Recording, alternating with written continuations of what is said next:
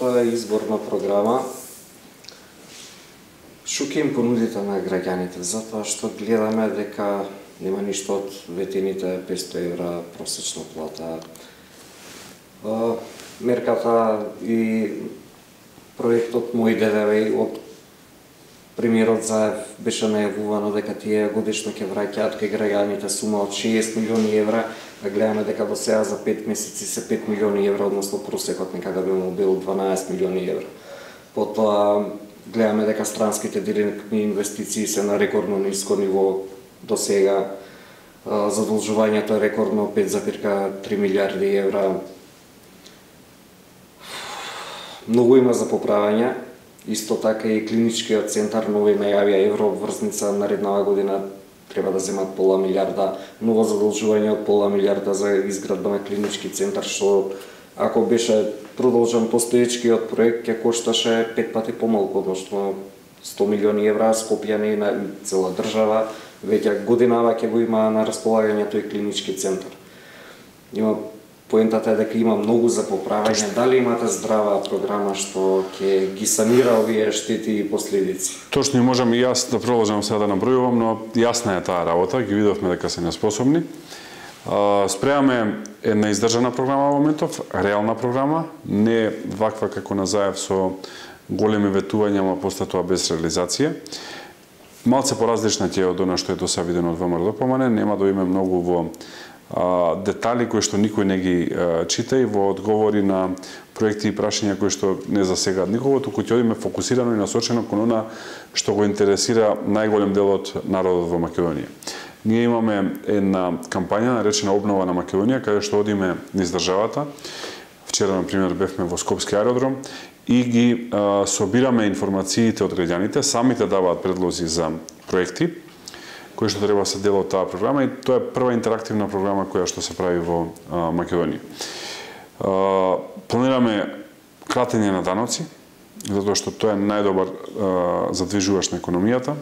Планираме силни капитални инвестиции пред се во делот на инфраструктурата, комплетно нов концепт во здравството, како што споменавте, веќе требаше да има готов клинички центар, а не на почеток, реформи во образованието, помош за ранливите категории и многу иновации пред се во делот на дигитализацијата и на образованието, и на правосудството, и на здравството, и други работи кои што некаде во јануари-февруари, кога ќе излезе програмата на ВМРО-ДПМН, ќе бидат јасни. Ние се дојдовме во држава во една трагична ситуација. Например, јас се сеќавам во годините кога бев пратеник, нас не критикуваше тогашната опозиција, сегашна власт, дека Македонија има многу висок буџет, тоаш беше од 2,7 до 3 милиарди евра. Проектираниот буџет на истата таа партија која што нас не критикуваше за 2020 година е преку 4 милиарди евра, што значи дека цицаат за 33% повеќе од македонското општество во услови кога 33% не е покачена економијата во државата. Од друга страна, капиталните расходи се на рекордно ниско ниво. За гледачите, капитални расходи е делот од буџетот кој што се употребува за инвестиции. Значи, секоја лопата која што ќе се фрли, од најмало патче до автопат, се капитални расходи. Болници, градинки, училишта. Точно, апсолутно. Проектираното за следната година е испод 400 милиони евра и со голем прашалник дали ќе се реализира, затоа што и оваа година 2019 и претходната 2018 и 2017 не успеа ни пола од планираното да го реализираат, затоа стои Кичево Охрид неизграден, затоа не се гради пруга, затоа стои патот преку Бабуна од Велес за Прилеп неизграден, затоа стои патот од Штип до Струмица неизграден, затоа не се почнува експресниот пат за да имаме добар пат до Бугарија од Куманово до Крива Паланка, затоа не се гради пругата кон Бугарија, дури имаше реакција од Европската унија дека ќе ни ги повлечат парите кои што како грант ни ги дале. Значи имаме едни тотално неспособни кои што предвидуваат од 4 милиарди буџет само 400 милиони капитални расходи. За споредба, Косово има отприлика околу 2 милиарди евра буџет, а имаат планирано околу 800 милиони за капитални расходи за 2020 година. Значи, На 2 милиарди буџет Косово планира 800 милиони, Заев на 4 милиарди буџет планира 400 милиони. Значи, Заев има дупло поголем буџет од Косово, а има дупло помали капитални расходи, односно во процент кај нас капиталните расходи ќе бидат 10%, додека во Албанија, во Косово ќе бидат добри 40%. Значи, ние веќе не се мериме со Словенија и со Австрија, како што сме се мереле во време на претходната влада на ВМРО-ДПМН, ние се мериме со Косово, и Косово има во апсолутни бројки дупло поголеми капитални инвестиции од Македонија, а во релативни бројки има за некаде 30% повисоки капитални расходи, што е вака еден пораз на оваа влада и на овој премиер, и ја затоа јасно велам дека Заев е виновен за ситуацијата во која што ние се наоѓаме денес како држава. Дали по промената на власта, ако вие дојдете на власт, ќе покренете некоја ревизија за тоа како се трошени буџетскиве пари? Затоа што еве оваа година, заклучно со месец октомври, нема ни 40% не се потрошени парите од капитални инвестиции, а велат дека буџетот е во одлична кондиција, парите од даноци се наплаќаат како никогаш до се. Каде одат тие пари? Вие бевте обвинувани за трошење пари на проектот као Скопје 2014, меѓутоа факт е дека се изградија и автопати што се градеше и Кичево Охрид траса за која што рекоа дека е утната, па после пупуневаш. Плюс исто министерот Сукаревски, кој што и премиерот Заев, кој што велат дека ВМРО-ДПМН во своето владење од 11 години изградиле 400-500 километри патишта, тие имаат 100 километри повеќе од вас изградено. Ја лично немам видено ни 1 километар од тие. Дали ќе направите ревизија, да видиме како се трошат прашање.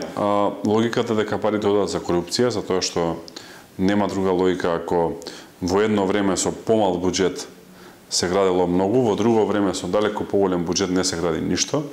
Значи логиката е дека одат во корупција, и одат во индиректна и во директна корупција.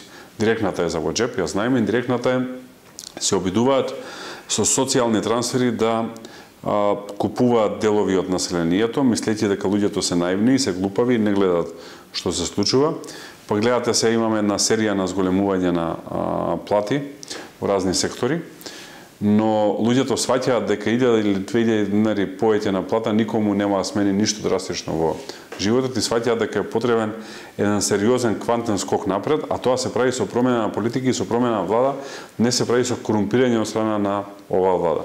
Така што апсолутно ќе имаме проверки кои се искорумпирали како, прво, и второ, многу побитно, не подценувајќи го првото, едно целосно реструктурирање на буџетот и на економијата, за да повторно граѓаните ги видат машините низ цела држава, за да видат како се градат градинки, училишта, болници, средни школи, факултети, автопати, железница, да практично ја видат Македонија повторно како се гради, затоа што кога тие пари ќе ги ставите вие во гледажништвото, најбрзо повторно се враќаат и се вртат кај граѓаните, затоа што најмногу сектори се опфатени, а да не зборувам за бенефитите од тоа да имате нова болница или да имате нов автопат или да имате нова пруга. За крај, господине Николовски, вие сте активно вклучен во партиската програма Обнова на Македонија, секојдневно сте меѓу граѓаните. Што ви велат тие вас? Ги насеќате ли промената на власт? Можам да кажам дека една општа депресија постои, тоа е тоа што најмногу ме загрижува. Голема разочараност, како никогаш до сега. Јас сум од дете во политика, сум бил со ВМРО-ДПМН и во опозиција и на власт, сега се повторно во опозиција. Се надеваме следната година да победиме, така што тие флуктуации ги има во политика, но ова што сега го гледам е депресија и разочараност како никогаш претходно. И мисламе ќе ги гледаат изборите на 12 април како последна надеж. Иако многу ми навелат дека ќе има ниска излезност, јас очекувам да има многу висока излезност, затоа што граѓаните ќе го дадат ова како последна шанса и тоаш на нас е таа одговорност да искористиме таа последна шанса. Јас сум убеден дека ќе искористиме и дека ќе оди државата во многу подобри и померни води од овие кои што денес за жал ги гледаме.